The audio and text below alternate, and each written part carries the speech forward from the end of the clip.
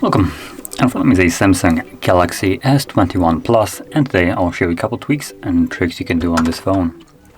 So, starting off, we're going to begin with the adaptive refresh rate now. It's not really a tweak or trick, it's more of an explanation and your choice which one you want to stick with. So, by default, it's going to be set to adaptive, and anyway, what that actually even means is the refresh rate is how often the screen refreshes.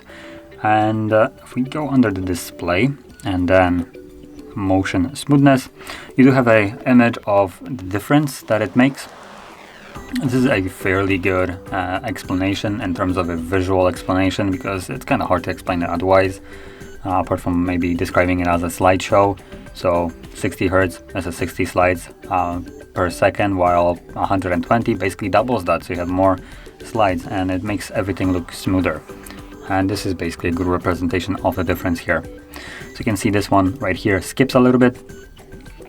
So like I said, by default, the phone comes with the setting being on adaptive. And what it means is that when it needs to, so for instance, when you're scrolling up and down, it's 120, but when you, for instance, stop scrolling, it drops to 60. If you're looking at things, for instance, like photos, it will drop even to as low as 40 Hertz, making, well, in normal circumstances, this experience probably unbearable. But because it's a photo, for instance, it doesn't really matter. Photos aren't moving, and if they're not moving, you don't really see that motion. It's only visible, the refresh rate, when you're going, well, when you're scrolling somewhere or when you have actual motion on the screen. Without it, it might as well have even one frame and it won't even make a difference. So, anyway, going back into here, you do have the ability to set it to standard, which will lock it at 60, and that will remove some of that smoothness, which I don't think it's going to be really visible on the camera. Camera is recording at 60, and anything above that is kind of lost. You might see a little bit of a difference in terms of how the text looks like when I'm scrolling up and down. It looks kind of like it's all over the place, the text, when it's in motion, like this, kind of like it's jumpy. While if I go into the adaptive, it will most likely look a little bit smoother, kind of like it's just gliding over. But apart from that, there's not much more to it. And for instance, if you don't really see any difference between those images when you're actually doing this on your phone, not looking at the video, when you're doing this on your phone and you don't really see any difference, you can drop it to 60 and probably also gain a little bit of extra battery life out of this. Running the display at high refresh rate will consume a little bit more battery, even though the settings right here is set to adaptive, just to try to save the battery as much as it can. It will most likely consume more of it. And if you, like I said, don't see difference, then there's probably no reason for you to run this. Now, moving on to the next option, it's going to be a simple dark mode. Now, this is easily accessible through the notification panel. Just find the little moon icon, oops, let's go back, tap on it, and voila, it's now in dark mode. Now, the dark mode will change everything into, well, dark.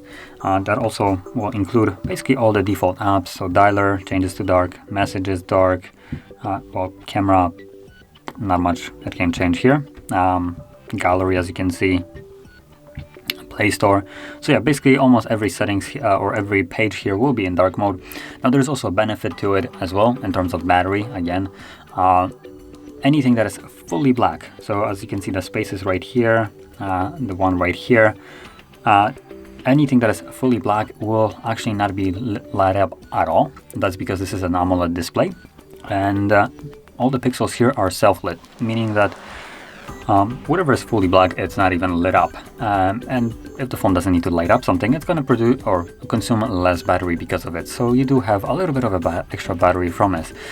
But I will mention that the battery that you gain here is fairly minimal. So don't expect that you will go from, for instance, 10-hour battery life to 15 hours. You might go to like 10 to maybe 10 and a half, 10, 20.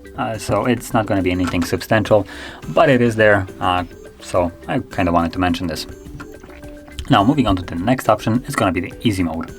Now this mode is specifically designed for elderly people and I guess maybe visually impaired that will benefit from having everything be enlarged on the display. So if you're not one of those people, then you might want to skip to the next tweak. But the people that are interested in it, all you need to do is go to the display section, and from here find easy mode, which is right over here. And when you tap on it, you do have this check mark, so turn it on, and voila, we have this gigantic text right here. As you can see, most certainly easier to read for some people. And it also, if you leave, you can see that there is on the home screen less applications.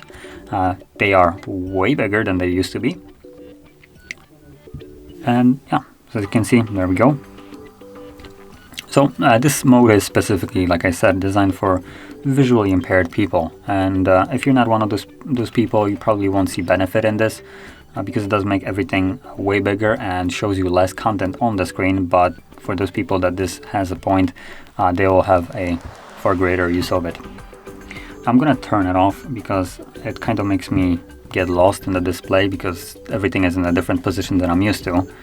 So I'm gonna go back and turn it off. There we go. So moving on to the next mode. It's going to be again in the display, the screen mode, as you can see right over here. Again, let me also turn off the dark mode. There we go. So screen mode right here will allow you to change the display colors. Now by default, Samsung always sets it to vivid, and personally to me, vivid is a little bit too vivid. It adds a bit too much saturation, and this is clearly visible right here. And now I'm not exactly sure how this will look exactly on the camera, if it's gonna be as annoyingly bright as it is on this phone screen. But for me, looking at the oranges and grapefruits, it is just absurdly orange, well, the colors here are too much. They're almost blinding to the eye. They aren't real. And personally, I don't really like this. Now in certain other cases, for instance like Aurora Borealis right here, this will look fine. As you can see, if you drop to natural, it makes it look a little bit less saturated and a little bit less pleasing to the eye. But in other cases, I believe that dropping it to natural, personally for me, is the better choice, because things like, for instance, right here, this image that I was complaining about in natural mode, it looks way better. It has way less of that super unnatural look to it. That is, imagine like someone that is new to editing photos gets a photo, drops it into Photoshop and cranks up saturation to the max. That's kind of what I feel like vivid is.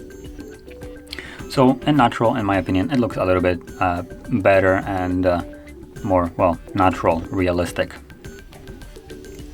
Now also, if you are the person that really likes vivid, then there is really nothing wrong with that. It's just what someone would prefer. But moving on to that next option, we're gonna go into the game launcher. Now by default, the game launcher should be somewhere here. Let's look if I can find it quickly. There we go, there it is. And this is, well, strictly for games, as would probably the name imply. Now unfortunately, I have no games installed on this phone. As you can see, there is nothing here. This is basically freshly set up device, so no games. But the benefit of a game launcher is when you open it up, let's agree to it.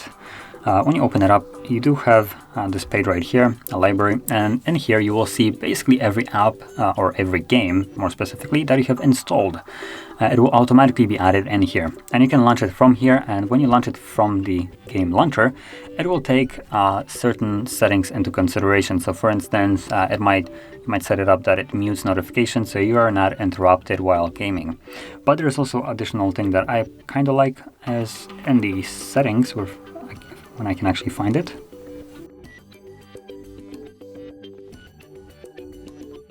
There used to be settings, unless I'm blind. Some game preferences maybe. There we go. Now I believe it's somewhere here. It's a setting that basically allows you to hide applications or hide games in a way. So when you're going into the game launcher and you see all the games, that's basically the only place that those games will be visible. So when you go back to the home screen, those games will not be visible either on the home screen and nor in the app tray.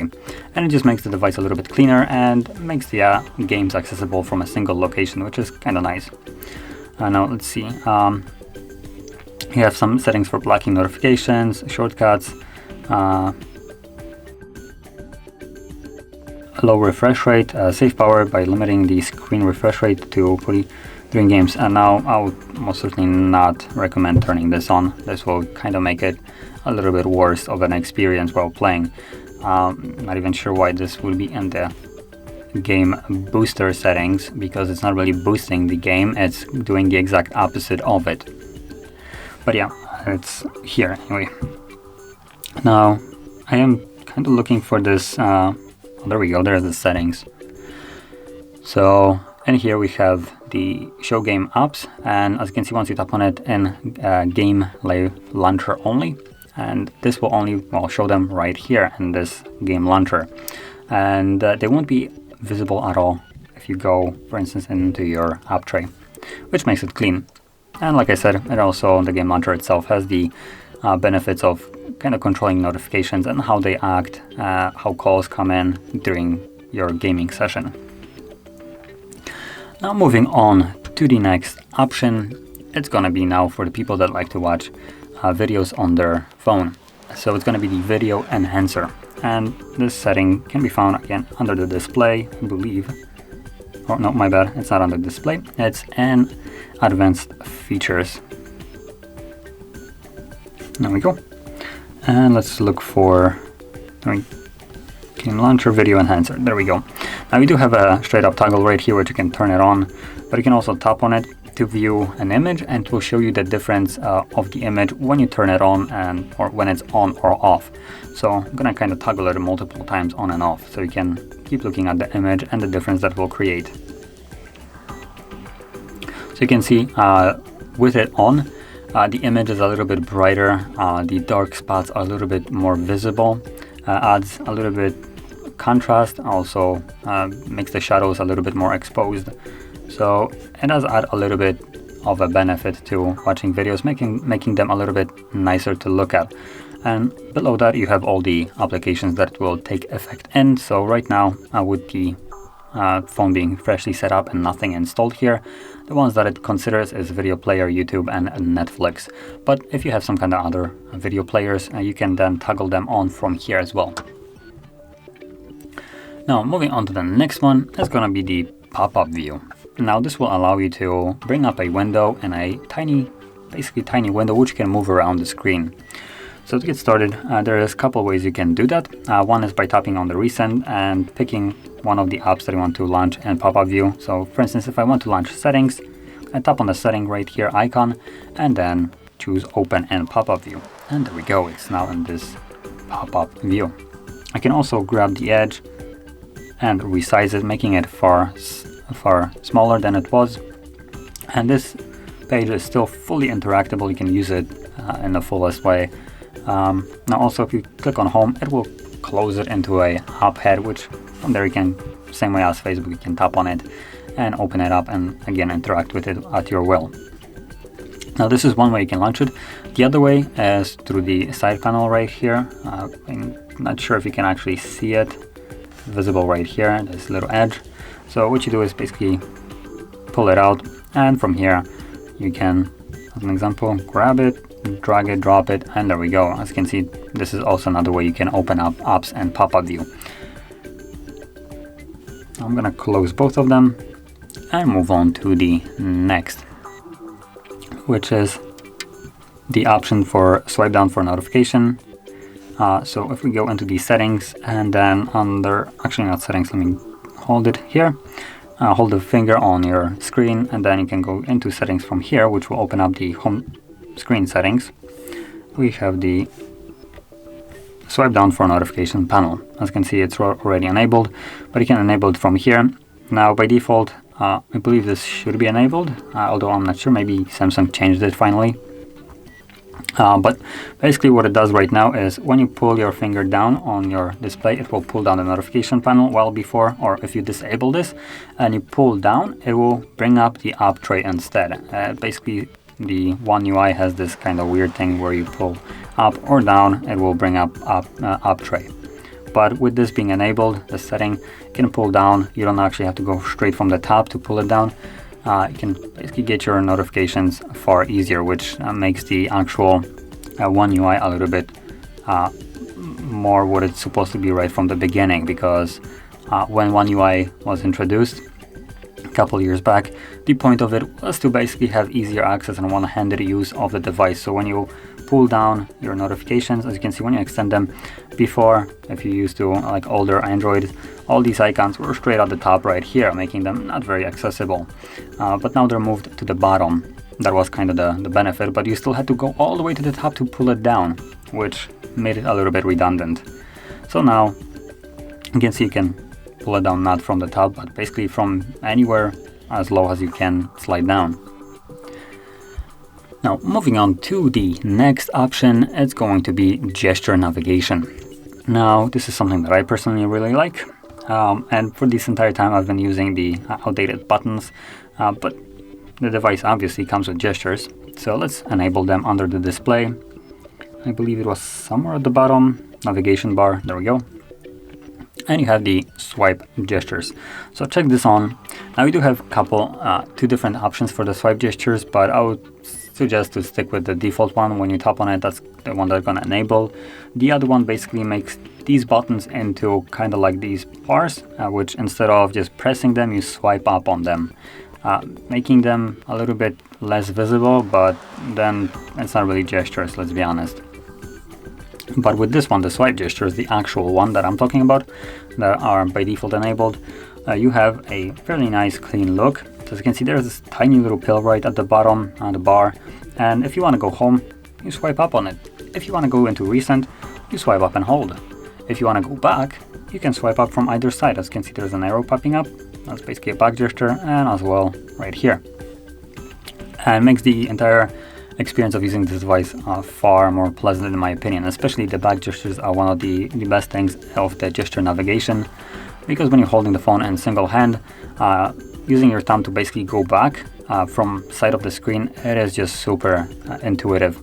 Instead of trying to fiddle your thumb straight to the bottom to just go back, that is not fun. And now moving on to that last thing that I wanted to show, it's going to be the Edge panel. Now I demonstrated it briefly while talking about the PopUp View. So it's this little thing right here.